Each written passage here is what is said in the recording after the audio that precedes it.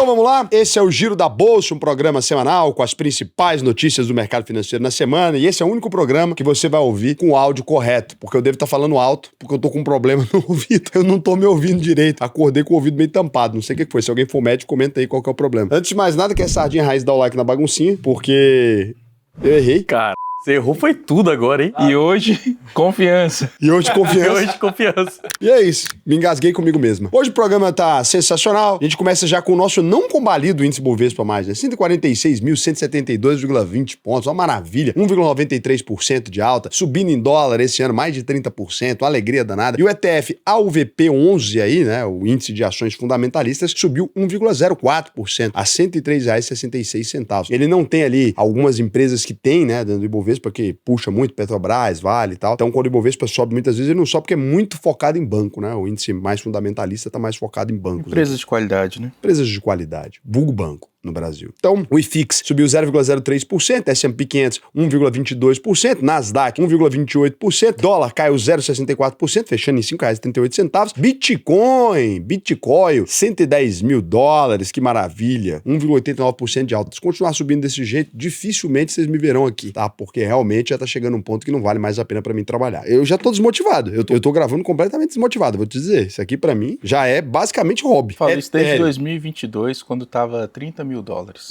A gente teve uma semana bem agitada nos mercados, um agravamento da guerra comercial dos Estados Unidos com a China, causando muita volatilidade nas bolsas que acabaram se recuperando com a confirmação do tão esperado encontro do Trump com o presidente chinês. Alguém podia editar eles dois de mãozinha dada, né, na IA, cantando I can't live. Eu ouvi essa música lá no Ponte pra Terabithia. Eu chorei igual criança, mas eu era criança na época. Já assistiu o Ponte pra Terabithia? Nunca assisti. A menina morre no final. Muito obrigado. Agora eu não vou assistir mais. Pariu, cara. Mas é muito triste. Que filme triste. Devia até ser proibido. A gente vai falar daqui a pouco de Ponte pra Terabithia, mas também com o bom resultado trimestral das empresas americanas aí que a gente vai apresentar pra vocês. Mas o que tá pegando aqui no Brasil mesmo são as falas do nosso excelentíssimo presidente Luiz Inácio Lula da Silva, que partiu para cima dos Estados Unidos depois do Pentágono intensificar os ataques contra barcos civis na guerra contra o tráfico de drogas, que tem como principal alvo aí o governo de Nicolás Maduro. Os Estados Unidos explodiram mais 3 navios nessa semana, totalizando 10 embarcações com quase 50 mortes. Esses novos ataques aconteceram no Oceano Pacífico, que anda pouco pacífico, perto da costa da Colômbia, e o Trump também partiu para cima do presidente de esquerda, Gustavo Petro, chamando ele de bandido e traficante, fecha aspas, tá? O Pentágono diz que vai tratar todos os cartéis da região como se fosse a Al-Qaeda, e o Trump não descartou a invasão por terra, mas sem citar especificamente a Colômbia ou a Venezuela. O fato é que a situação ficou muito tensa, e o Lula, que tinha saído de cima do muro aí, deu várias declarações defendendo a soberania dos países da América Latina. Mas aqui tem uma questão, né? O que o Trump tá querendo combater mesmo? Tráfico de drogas. Na Venezuela e na América Latina aqui. Uhum. E na Colômbia. Vai dar bom pra gente não. Eu sei onde você quer chegar. Mas aqui não tem isso não. O pior é que tem. Ou tomara que ele esteja só caçando petróleo. Porque se ele tiver querendo resolver esse problema mesmo, vai engrossar o caldo pro nosso lado. E aí o Lula deu várias declarações defendendo aí a soberania dos países da América Latina e condenando os ataques americanos. Ele disse que se essa moda pega, isso aqui vai virar uma terra sem lei. Olha só que coisa. É, que a lei tá funcionando de fato, né? E até soltou uma frase que pegou muito mal aí, falando que os traficantes são vítimas dos usuários de drogas. Ele deve ter falado ato falho, né? Falando errado. Não, pior que ele falou isso mesmo.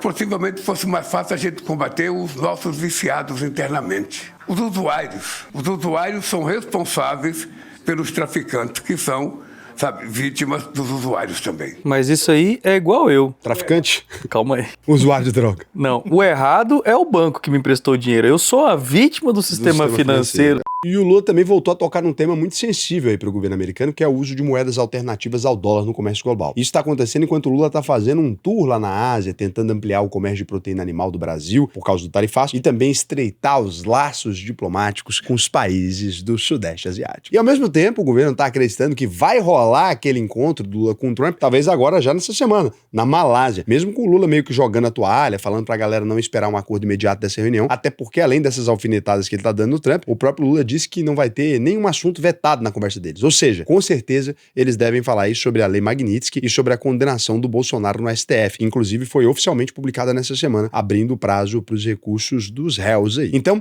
essa pauta também vai ser colocada na mesa e pode acabar atrapalhando um possível acordo de redução das tarifas de 50% impostos ao Brasil. Enquanto isso, um levantamento da FGV mostrou que os estados sul e sudeste estão liderando as perdas em valores exportados para os Estados Unidos, né? A gente está falando aí de uma perda de mais de R$1 bilhão em Minas Gerais. E a gente também está perdendo aí na casa de R$500 milhão para os estados de Santa Catarina, São Paulo, Rio Grande do Sul e Rio de Janeiro. Eu, sinceramente, não tenho opinião formada sobre o que vai acontecer aí nessa conversa. Mas eu não esperaria por coisas muito ruins, não. Sinceramente, o Trump costuma já falar logo, né? Ele não é muito de guardar segredo, assim. Sabe aquela frase, não sou baú pra guardar segredo, é o Trump. Do nada ele meteria 2 tweets logo, se ele fosse engrossar o caldo, né? Lá nos Estados Unidos, os consumidores também estão sentindo no bolso, porque eles adoram um cafezinho e 1/3 da produção vem do Brasil, né? Esse risco de descontrole da inflação fez o Trump facilitar os empréstimos e liberar $3 bilhões para ajudar os agricultores locais. Ele tá falando que o tarifaço está salvando produtores, pediu para eles darem uma segurada nos preços e para fazer uma média com o companheiro Milei, ele também quadruplicou para 80 mil toneladas a quantidade de carne bovina importada da Argentina. Um desconto no imposto, olha que maravilha, né? Mas aqui no Brasil, um problema sério está sendo a crise de inadimplência do agronegócio.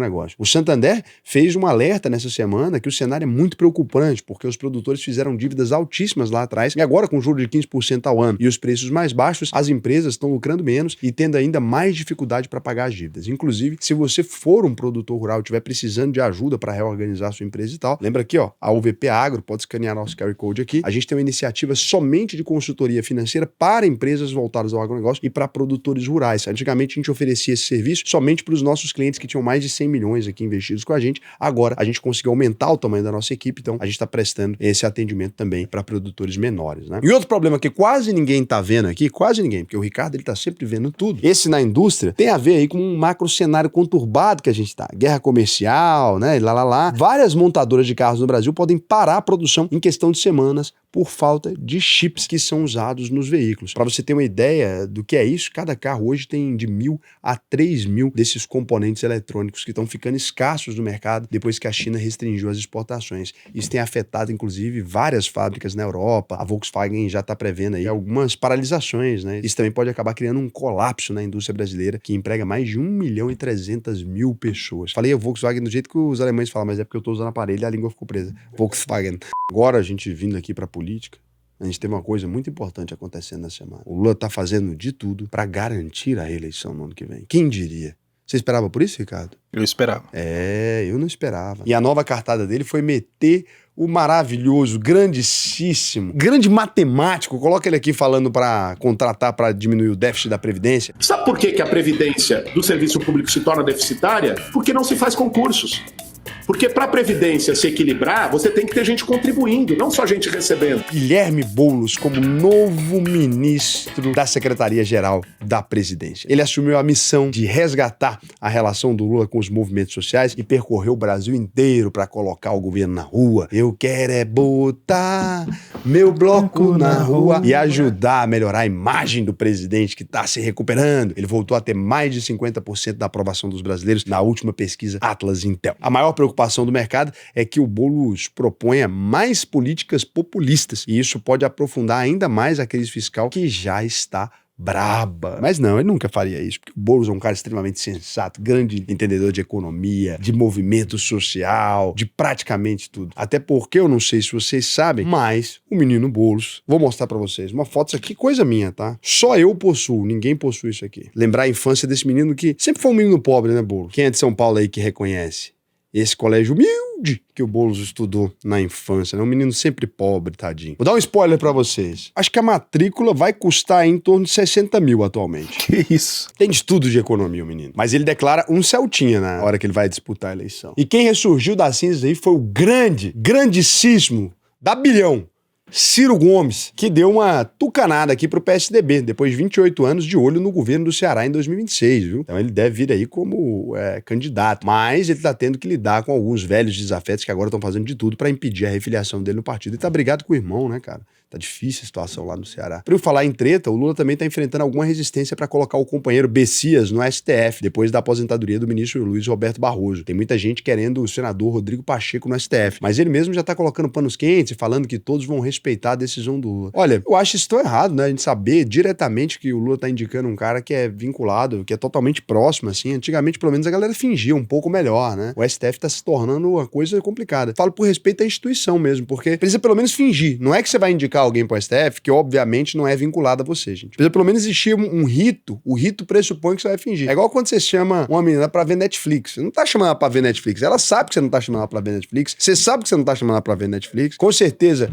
é pra jogar a dedonha, mas você precisa ter um rito. Estão nos f***endo e sem fazer o rito. Aí fica complicado. Podia indicar alguém um pouco mais distante. Eu acho que isso aqui piora muito a imagem do STF diante da população brasileira. O STF deveria ter uma preocupação com isso aqui, porque isso aqui já não tá bom a situação pra vocês. Vocês não ficam fazendo isso aqui, fica ruim, né? Falando aqui, posição neutra, tá?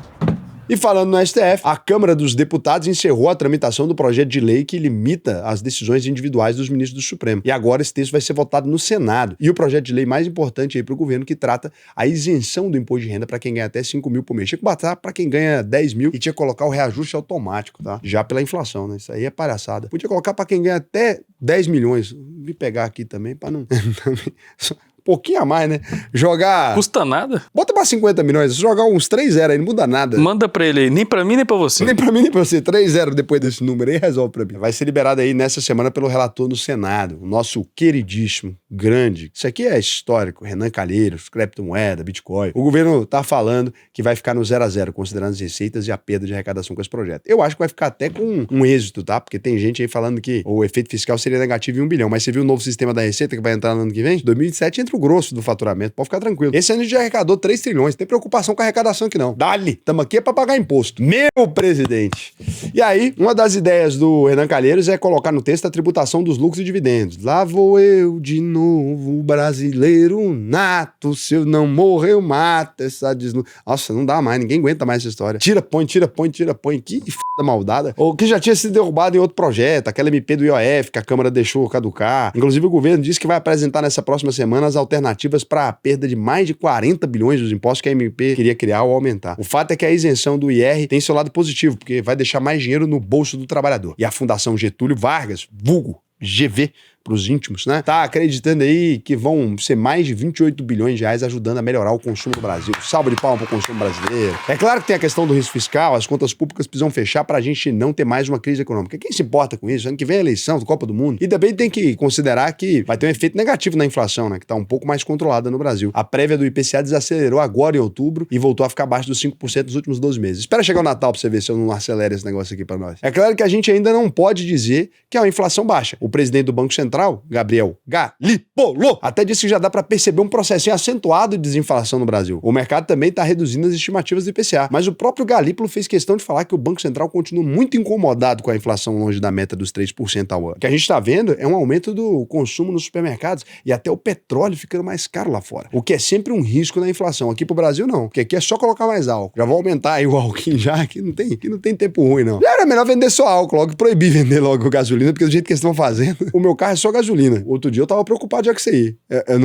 Ele já é flex, já vem com motor flex, você não tem condição de não parar de andar. O seu carro é diesel, não? Tem outros, meus carros velhos é só gasolina, não pode pôr o diesel não. E essa alta do barril aí, do petróleo Brent, foi bem forte, subiu de 60 para 66 dólares, em uma semana só, depois da Rússia sofrer sanções duras da União Europeia e dos Estados Unidos. Os europeus mexeram diretamente no bolso das empresas e do governo russo, confiscando até mesmo criptomoedas e reservas em ouro, que já estavam congeladas nos bancos. E os Estados Unidos sancionaram pela primeira vez as duas maiores petrolíferas da Rússia para pressionar o Putin a acabar com a guerra da Ucrânia. Os dois presidentes estão tentando marcar um novo encontro para discutir aí um cessar-fogo, né? Depois dessas sanções, a Índia disse que vai zerar a compra de petróleo russo. O Brasil está tendo que buscar novos fornecedores de diesel e tudo isso mexe muito, né, com os mercados de commodity, com as empresas da bolsa. E no meio desse peteco todo, a Petrobras confirmou os rumores da semana passada e cortou o preço da gasolina em quase 5% para as distribuidoras. E teve outra notícia muito importante para a estatal, que foi a autorização do IBAMA para a exploração de petróleo na chamada Foz do Amazonas. A liberação veio nos 48 do segundo tempo, que a Petrobras estava pagando o aluguel de uma sonda caríssima que estava pronta para começar as perfurações e esse contrato ia vencendo nessa última terça-feira, um dia antes da decisão do IBAMA. Por acaso, né? Totalmente coincidência. A Petrobras disse que começou imediatamente a perfuração em águas profundas no Amapá e que tudo saiu como planejado. A ideia é investir mais de 800 milhões nesse projeto. Já vem pedir dinheiro nosso no mercado financeiro para depois falar, agora os investidores querem dividendos, né? Na hora de pedir dinheiro eles não lembram não. Adivinha quem foi que fez fez os maiores IPOs da história da Petrobras, falou Com a mãozinha suja de petróleo. com certeza o FHC, né? Queria privatizar tudo. Sempre privatizando esse FHC, danadinho. Saudade do Lula do Antigo Testamento. Vendia tudo, passava mel na boca da galera. E saudade do meu ex. Aquele tempo é que era bom. Ele comia mamona com o Requião. Ô, tempo bom que não volta mais. O impacto nas ações da Petrobras aí não foi tão forte, não. Mas o governo comemorou muito a liberação do IBAMA, até porque se tudo der certo, isso vai significar mais receita lá na frente. E dinheiro é uma coisa que o Andrade tá precisando demais. Ele já tá falando que vai entregar o melhor resultado fiscal desde 2015. Mas nem todo mundo tá acreditando nisso. Eu tô acreditando. Porque esse tanto de imposto que a gente tá pagando não tem como. Mesmo cobrando mais impostos, com a arrecadação federal batendo o recorde de mais de 2 trilhões desde o início do ano. Lembrando, isso aqui é só a arrecadação federal, tá? Somando a estadual aí, vai dar 3,2 trilhões aí, tá? Do lado do impostômetro, tá aqui, ó. Então, a gente já pagou 3 trilhões esse ano, mas só pra União pagamos 2. Estamos pagando pouco, né? Tem que aumentar mesmo. O rombo do governo já passou dos 100 bilhões e agora só um milagre vai fazer o Haddad cumprir o piso da meta fiscal. Ou seja, a gente precisaria de um superávit de 27 bilhões nos últimos 3 meses do ano. Vai dar, pô. Superávit de 27 bi em 3 meses. Dá?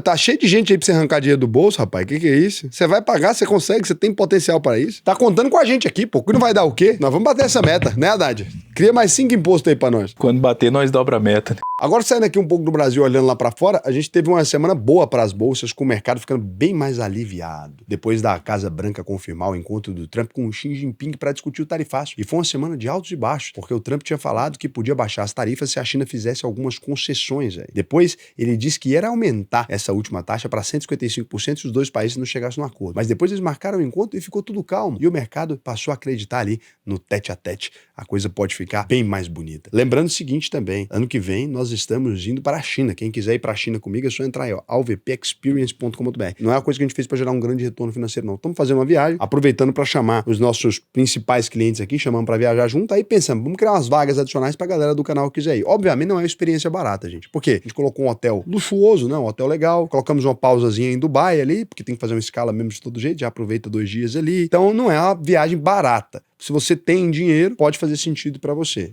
preencher o questionário aí. Lembrando que tá perto da mudança de lote aí, já vai ficar mais caro. Então já entra pra cotar aí se você tiver esse interesse. E não é uma viagem só turística, né? Pra conhecer não, ali. Uma viagem tanto turística quanto pra conhecer também o mercado, encontrar fornecedores, encontrar as oportunidades que a gente tem ali. A China, inclusive, tá precisando resolver esse problema com os Estados Unidos, até porque ela teve um PIB aí fraquinho, de menos de 5%. A guerra comercial tá afetando a demanda pelos produtos chineses, então talvez seja uma boa hora pra tentar resolver essa treta. Do lado dos Estados Unidos, a coisa também não tá 100%, mas pelo menos saiu o primeiro dado relevante de inflação desde o início do shutdown há 2 semanas, e veio até menor que o esperado, o que mantém o otimismo do mercado com mais um corte de juros na reunião do Banco Central americano na semana que vem. Esse otimismo também se espalhou pelas bolsas da Europa, e no Japão, o índice Nikkei bateu mais um recorde depois da eleição da primeira-ministra, Sanai Takaichi. Ela disse que ela quer ser a dama de ferro do Japão, a própria Margaret Thatcher, de direita, liberal, inclusive a extrema-direita, como dizem, está crescendo lá no Japão, né? Ultra-direita with lasers. Daqui a pouco não vai ter mais como. A ultra-mega extrema-direita. E para fechar com chave de ouro,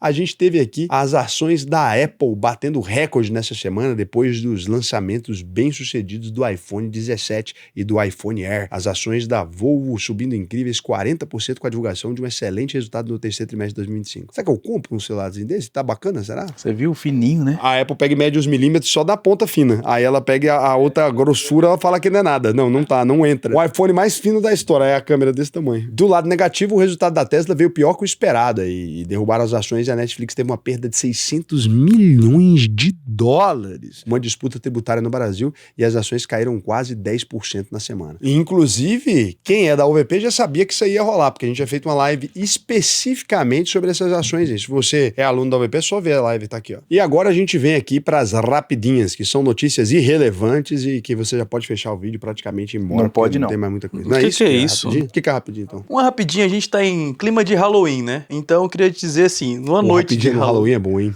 Aí você olha e fala assim, aí, doces e... ou doces... Que é isso? É travessuras. Doces e... Ah, é verdade, desculpa. Doces ou travessuras, pô. Doces.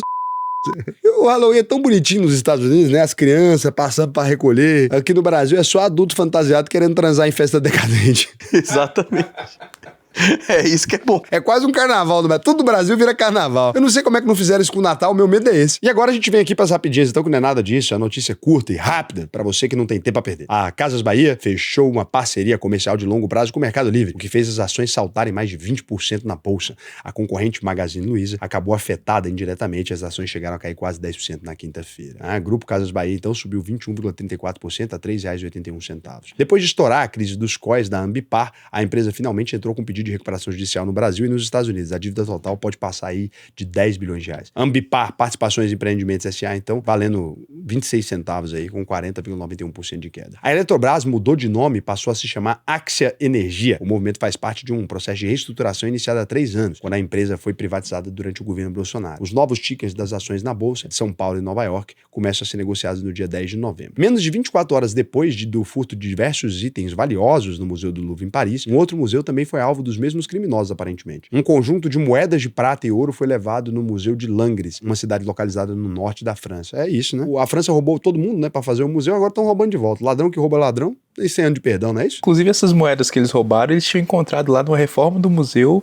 na parede. É roubada, já era roubada, né? Deles não. 2 juízes federais dos Estados Unidos admitiram que cometeram erros depois de usar a inteligência artificial em decisões judiciais. Os casos vieram à tona em um inquérito no Senado, que mostrou diversas falhas nos textos redigidos com a ajuda de IA. Caraca, que lá, aqui no Brasil ainda bem que os juízes não usam. Deputados do Rio de Janeiro autorizaram a possível venda de todo o complexo esportivo do estádio do Maracanã. A ideia é usar o dinheiro para quitar as dívidas com a União, incluindo a própria reforma do estádio, que custou 2 bilhões de reais em valores corrigidos. Caramba, cara. E para fechar o programa aqui, a gente traz notícias realmente relevantes, que são: um estudo mostrou que 25% dos adolescentes consomem álcool regularmente e que as meninas é que bebem com mais frequência. Na minha época, eu acho que era 100%. Eu não sei como que caiu tanto isso aqui. O mundo tá chato. Cara, mas caiu muito, viu? 25% dos adolescentes, na minha época, era 100% praticamente. Um ou outro que era evangélico. Eu fui começar a beber tarde, então não fiz parte da estatística. Só eu não bebia. Eu comecei a beber com 18 mesmo, mas meus amigos todos já bebiam há muito tempo. Pingorante, né? Você pega uma garrafa de balalaica e você pega um refrigerante de limão. Aí você bebe metade do refrigerante de limão, cada um bebe ali. Germes, não tem preocupação. Quando chegar num 1 litro só faltando, você completa com 1 litro de balalaica e joga pra cima. De preferência, tomar quente. E aí você pega e toma, chama pingorante, né? Ou você pode pegar, por exemplo, um suco-tanga e colocar direto dentro do... Você rompe o lacre da balalaica. Tem que ser com balalaica, senão não funciona. Coloca dentro e sacode.